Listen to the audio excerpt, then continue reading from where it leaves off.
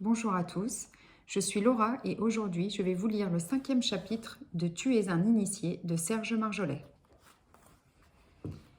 Bête, l'être de la dualité, comme nous humains. Et puis, reconnaissez que le mal est attirant.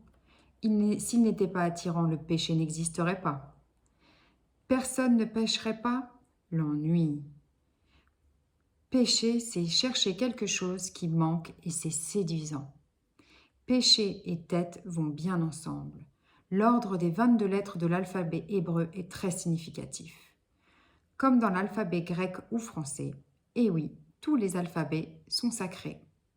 Seulement beaucoup, focalisés sur les lettres de leur alphabet de naissance ou d'étude, n'y prennent pas garde. Exemple, la lettre hébraïque numéro 8, Et. Elle signifie Haïm, la vie.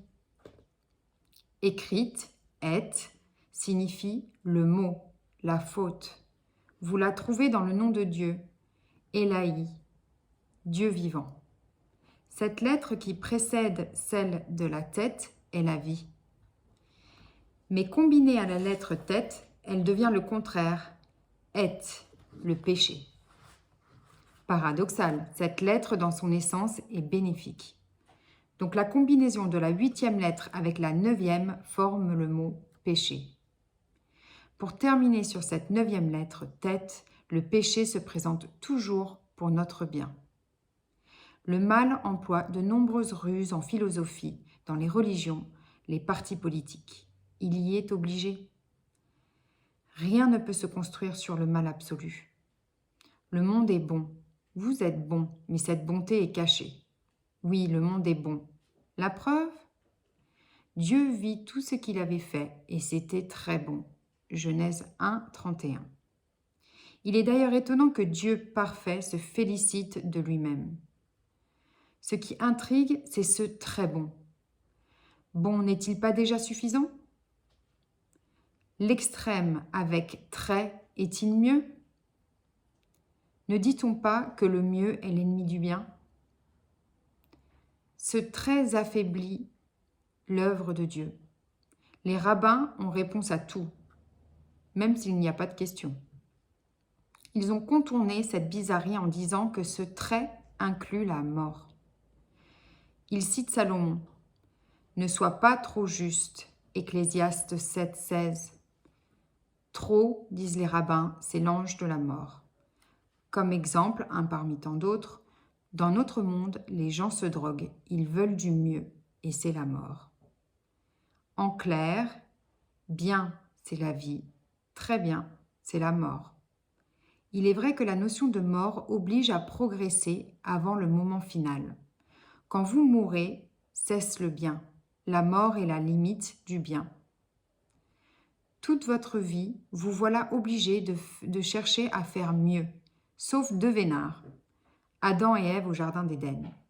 Après la chute, due à la pomme, fruit défendu, et à la femme, vous voilà entre la vie et la mort, le bien et le mal, le pur et l'impur, plus les factures à payer.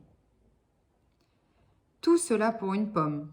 Heureusement, Job, le valeureux Job, le lutteur contre l'ange, nous remonte le moral en nous rappelant. Qui peut faire sortir le pur de l'impur ? Seulement le 1. Job 1, 4. Seul, je ne me vois pas sortir du péché, de l'impur, de l'imparfait. Et vous ?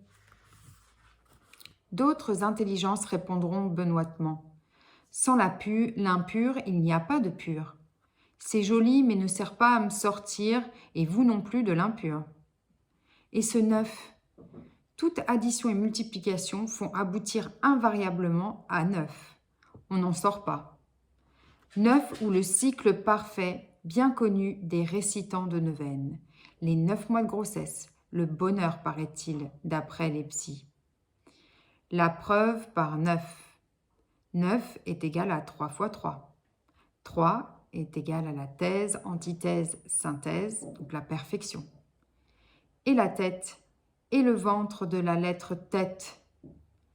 Les deux, il faut les remplir. Ce que rappellera le serpent, tentateur, Vous n'avez pas assez? Vous pourriez être parfait. De quoi se mêle-t-il celui-là? Est-il toujours dans notre cerveau reptilien? Sûrement, c'est lui qui agit dans la tête d'Ève, d'Adam, de Caïn. Annonce d'urgence. Cède cerveau reptilien contre chapeau haut de forme. En hébreu, le terme générique pour serpent est Nahash. Ce mot signifie également cuivre. Premier métal tueur développé par l'homme à l'âge de bronze. À notre merveilleuse époque, l'âge de bronze dure 3 mois, l'été. Donc Nahash possède un double sens, pas rassurant du tout. On peut penser sans se tromper que depuis le cuivre, le serpent a trouvé d'autres moyens pour essayer de nous perdre et nous exterminer. Je vous remercie et je vous souhaite une bonne journée.